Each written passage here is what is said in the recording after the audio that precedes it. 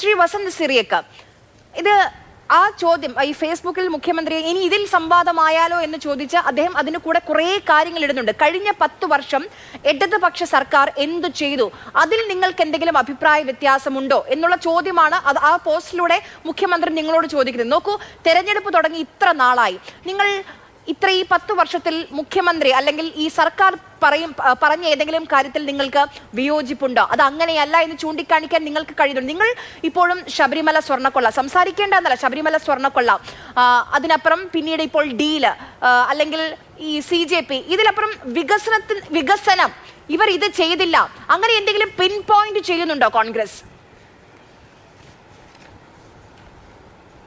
എന്താ സംശയമുള്ളത്? അങ്ങിപ്പോൾ സൂചിപ്പിച്ചു, കഴിഞ്ഞ 2 നിയമസഭാ സമ്മേളനങ്ങളിലും കോൺഗ്രസ് ചർച്ചയ്ക്ക് തയ്യാറായില്ല എന്ന്. വെറുതെ ചർച്ചയ്ക്ക് ആവാതിരിക്കുകയാണോ ചെയ്തത്?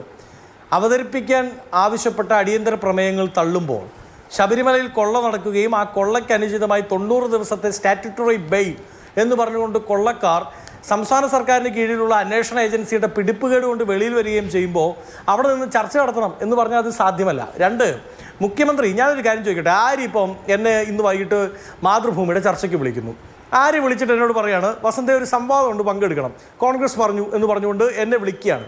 അങ്ങനെ വിളിക്കുമ്പോൾ ഞാൻ ആര്യയോട് പറയുകയാണ്, ഒരു കാര്യം ചെയ്യൂ, ആര്യയുടെ ചോദ്യം എല്ലാം കൂടെ ഫേസ്ബുക്കിൽ പോസ്റ്റ് ചെയ്തേക്ക്, ഞാൻ മറുപടി കമൻ്റായിട്ട് ഇട്ടേക്കാം എന്ന് പറഞ്ഞാൽ അതൊരു സംവാദമാണോ? അതാണോ ഒരു സംവാദത്തിൻ്റെ രീതി? ഒരു ഡിബേറ്റിൻ്റെ ഒരു രീതി അതാണോ? അപ്പം ഞാൻ പറയാണ്, ഒരു കാര്യം ചെയ്യും, ആര്യയുടെ ഫേസ്ബുക്കിൽ അത് പോസ്റ്റ് ചെയ്തോ, അതിനിടയിൽ ഞാൻ കമൻ്റായി ഉത്തരവിട്ടേക്കാം എന്ന് പറഞ്ഞാൽ അതാണോ ഒരു ജനാധിപത്യ സംവാദത്തിന്റെ രീതി? ഞങ്ങൾ അദ്ദേഹത്തെ വെല്ലുവിളിച്ചത് നിയമസഭയിൽ ചർച്ചയാകാമായിരുന്നു, ആ ചർച്ച നടന്നിട്ടില്ല എന്നുള്ളൊരു കാര്യമുണ്ട്. ഇപ്പം ഈ ശബരിമല വസന്ത് ചൂണ്ടിക്കാണിച്ച് ഈ ശബരിമല സ്വർണ്ണക്കൊള്ള ഈ വിഷയത്തിൽ ചർച്ചയാകാമെന്ന് സർക്കാർ പറഞ്ഞ ഒരു സമയമുണ്ടായിരുന്നു. ആ സമയത്ത് ഇത് ഹൈക്കോടതിയിൽ ജൂറിസ്ഡിക്ഷനിൽ നിൽക്കുകയാണെന്നുള്ള പ്രശ്നം ഉണ്ടായിരുന്നു. ഇതേ വിഷയം ഇപ്പോഴും നിലനിൽക്കുന്നുണ്ട് ഇല്ലേ? കോടതിയിൽ നിൽക്കുന്ന ഒരു വിഷയമല്ലേ അത്? ശബരിമലയിൽ ഹൈക്കോടതിയുടെ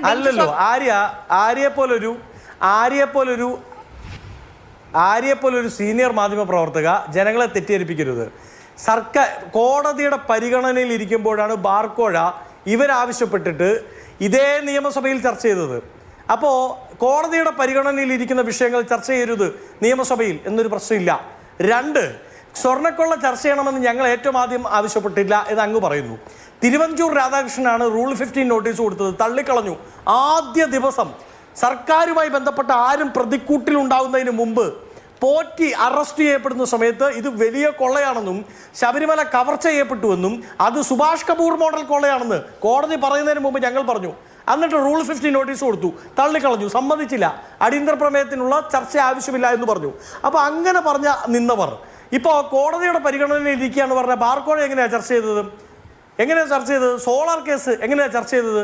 അങ്ങനെ വിവിധ കേസുകൾ ഇവർ പ്രതിപക്ഷത്തിരിക്കുമ്പോൾ കോടതിയുടെ പരിഗണനയിൽ ഇരിക്കുന്നത് പല കുറി ചർച്ച ചെയ്തിട്ടുണ്ട്. അതുകൊണ്ട് അത് പറഞ്ഞ് തെറ്റിദ്ധരിപ്പിക്കരുത്. അങ്ങേക്ക് ആവശ്യമാണെങ്കിൽ റിസർച്ച് ടീമിനോട് ആവശ്യപ്പെട്ടാൽ ആ സമയത്ത് ചർച്ച ചെയ്തതിൻ്റെ വിഷ്വൽസ് മാതൃഭൂമിയുടെ ആർക്കൈവ്സിൽ നിന്ന് അങ്ങേക്ക് തന്നെ തരും. ഇനി ഈ മുഖ്യമന്ത്രി ഫേസ്ബുക്കിലിട്ട പോസ്റ്റ് ചർച്ച ചെയ്യാൻ തയ്യാറല്ല എന്ന് ഞങ്ങൾ ആരെങ്കിലും പറഞ്ഞോ? അതിന് പ്രതിപക്ഷ നേതാവിൻ്റെ ആവശ്യമില്ല. പ്രതിപക്ഷ നേതാവും മുഖ്യമന്ത്രിയെ വെല്ലുവിളിക്കുന്നത് അല്ലെങ്കിൽ പ്രതിപക്ഷ നേതാവ് മുഖ്യമന്ത്രിയെ സംവാദത്തിന് ക്ഷണിക്കുന്നത് ഫേസ്ബുക്കിൽ പോസ്റ്റിട്ട് കളിക്കാൻ വേണ്ടിയല്ല. ആരുണ്ടടാ എന്നോട് വെല്ലുവിളിക്കാൻ ഒന്ന് ഒരാൾ ചോദിക്കുന്നു, ഗോതയിൽ വന്ന് ഞാനുണ്ടടാ എന്ന് മറ്റൊരാൾ പറയുന്നു. ഉടനെ എന്നാൽ പിന്നെ ഞാനില്ല, അയ്യേ പറ്റിച്ചേ എന്ന് പറഞ്ഞ് മാറുന്ന രീതിയിൽ ഒരുമാതിരി കുഞ്ഞു കുട്ടികളുടെ അതിൽ കൂടുതൽ എങ്ങനെ അതിനെ പറയുക രീതിയിലാണോ ഒരു ജനാധിപത്യ സംവാദത്തിൽ മുഖ്യമന്ത്രി പ്രതിപക്ഷ നേതാവിനോട് സംസാരിക്കേണ്ടത്, സംവേദിക്കേണ്ടത്? നോക്കൂ, അദ്ദേഹം ഇട്ട് ഈ പറയുന്ന A+, എന്ന് കൊടുത്ത Z- മാത്രം കൊടുക്കാൻ പറ്റുന്ന പദ്ധതികളുണ്ടല്ലോ, അതിനെ സംവേദിക്കാൻ ഞങ്ങൾ എല്ലാവരും തയ്യാറാണ്. അതിനാണ് ആര്യ KPCCയുടെ വക്താവായി ഞാനും കഴിഞ്ഞ ദിവസം നിങ്ങളുടെ ചർച്ചയിൽ ഇന്നലെ എനിക്കൊന്ന് റിജിലും ഇന്ന് ഈ പറയുന്ന 10ഓളം മെയിൻ സ്ട്രീം ചാനലുകളിൽ KPCC വക്താക്കളെ അയക്കുന്നത് അതിനാണ്. ഞങ്ങൾ ചർച്ച ചെയ്യാൻ തയ്യാറാണ്. ഞങ്ങളുടെ പ്രവർത്തകർ അത് ചർച്ച ചെയ്യാൻ തയ്യാറാണ്. ഞങ്ങളുടെ നേതാക്കൾ ചർച്ച ചെയ്യാൻ തയ്യാറാണ്. ഞങ്ങൾ ജനങ്ങളുമായി ചർച്ച ചെയ്യുന്നുണ്ട്. നിങ്ങൾ നൽകുന്ന പ്ലാറ്റ്ഫോമിൽ ചർച്ച ചെയ്യുന്നുണ്ട്. പിന്നെ മുഖ്യമന്ത്രിയോട് ചർച്ച ചെയ്യണമെങ്കിൽ ഫേസ്ബുക്ക് പോസ്റ്റിനിടയിൽ വന്ന് പ്രതിപക്ഷ നേതാവ് കമൻ്റ് ഇട്ടേക്ക് എന്ന കണക്കിന് വർത്താനം പറഞ്ഞാൽ അതിന് സൗകര്യമുണ്ടാവില്ല. ഇനി മുഖ്യമന്ത്രിയുടെ നമുക്ക് അധിക സമയം അതിലേക്ക് കളയണ്ട. അങ്ങ് പറഞ്ഞതുപോലെ ഒരു മെറിറ്റ് ബേസ്ഡ് ആയിട്ടുള്ള ചർച്ച നടത്താം. അങ്ങ് ചോദിച്ചല്ലോ ഇതിനൊക്കെ ഉത്തരമുണ്ടോ പോയിന്റഡ് ആയിട്ട്. ഏത് പിണറായി വിജയൻ്റെ പോസ്റ്റാണ് കേട്ടോ ഇത്, ഒരു ദിവസം മുമ്പിട്ടിരിക്കുന്ന പോസ്റ്റ്. ഞാൻ അതെടുത്ത് തന്നെ സംസാരിക്കാം. ഒന്നാമതായി പറയുന്നത് എന്താ, ഐഡിയകളെല്ലാം സ്റ്റാർട്ടായി, സംസ്ഥാനത്ത് 8,000 സ്റ്റാർട്ടപ്പുകൾ. എന്തായിരുന്നു പി രാജീവിൻ്റെ അവകാശവാദം? പി രാജീവ് കഴിഞ്ഞ വർഷം 2024 നവംബർ മാസം നടന്ന ഇൻഫോ പാർക്കിലെ ഒരു ഉദ്ഘാടനത്തിൽ പറഞ്ഞത് 1.5 ലക്ഷം സ്റ്റാർട്ടപ്പുകൾ ഒരു വർഷം ഉണ്ടാകുന്നു എന്നാണ്. എന്നാൽ ഇവർ പറയുന്നത് 8,000 മാത്രമേ ഉള്ളൂ എന്നാണ്. ഞങ്ങൾ പറഞ്ഞു 8,000 പോലും ഇല്ല എന്ന് ഞങ്ങൾ പറഞ്ഞു. 1.5 ലക്ഷത്തിൽ നിന്ന് 8,000-ലേക്ക് അവർ കുറച്ചല്ലോ, നല്ല കാര്യം, അതിൻ്റെ സത്യമെങ്കിലും പറഞ്ഞല്ലോ. 2, ക്ലീൻ സ്റ്റേറ്റ്, മാലിന്യ സംസ്കരണത്തിന് ലോകമാതൃകയായ 10 വർഷം. ഞാൻ ചോദിക്കട്ടെ, ഇന്ത്യ ഗവൺമെൻറ് ക്ലീൻ സ്റ്റേറ്റുമായി ബന്ധപ്പെട്ട് വിവിധ സർവേകൾ, വിവിധ റാങ്കുകൾ നടത്താറുണ്ട്. 50-ൽ താഴെയാണ് കേരളത്തിലെ നഗരങ്ങളുടെ കണക്ക്. അതിൽ പിന്നെ എങ്ങനെയാണ് അത് ലോക മാതൃകയായ സംവിധാനമായി മാറുന്നത്? ക്ലീൻ സ്റ്റേറ്റുമായി ബന്ധപ്പെട്ട് എന്താണ് അതിൻ്റെ അടിസ്ഥാനം? ഉത്തരം പറയണ്ടേ? ഒപ്പം അവൾക്കൊപ്പം 3ാമത്തെ പോയിന്റ് A+ കൊടുത്തിരിക്കുന്നു. സ്ത്രീ സുരക്ഷ ഉറപ്പാക്കിയ 10 വർഷങ്ങൾ. ഈ 1 മാസം മുമ്പാണ് ആര്യ മന്ത്രി പത്നിക്ക് വിളിച്ചിട്ട് പറഞ്ഞു മന്ത്രിയുടെ സ്റ്റാഫിനെ കയ്യേറ്റം ചെയ്തു, ഫോൺ വലിച്ച് നിലത്തിട്ടു എന്ന് പറഞ്ഞുകൊണ്ട് ഇതേ പോലീസ് അതേ KSRTC മന്ത്രിയുടെ അതേ KSRTCയിൽ പ്രദർശിപ്പിച്ചു അവൾക്കൊപ്പം. പീഡനം നേരിട്ടാൽ വിളിക്കൂ ഈ നമ്പറിലേക്ക്. ആ നമ്പറിൽ വിളിച്ചു മന്ത്രി പത്നി. അവിടെ എത്തിയ പോലീസ് എന്താ ചെയ്യേണ്ടത്? ജുഡീഷ്യൽ മജിസ്ട്രേറ്റിൻ്റെ അടുത്ത് പോയി 164 രേഖപ്പെടുത്തണം. അതാ നാട്ടിലെ നിയമം. എന്നിട്ട് എന്ത് ചെയ്യണം? മെഡിക്കൽ എടുക്കണം.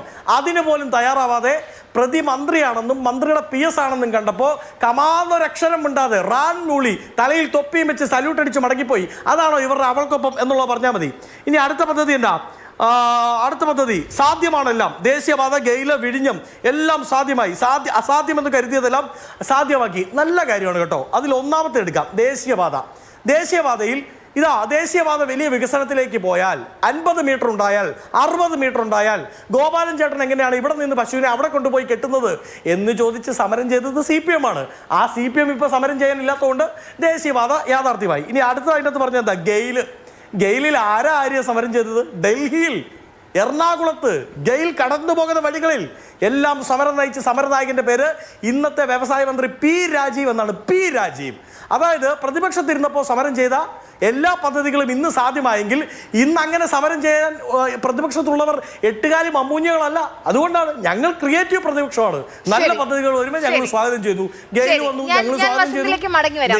നാഷണൽ ഹൈവേ വന്നു, ഞങ്ങൾ സ്വാഗതം ചെയ്തു. എന്തുകൊണ്ടാണ്?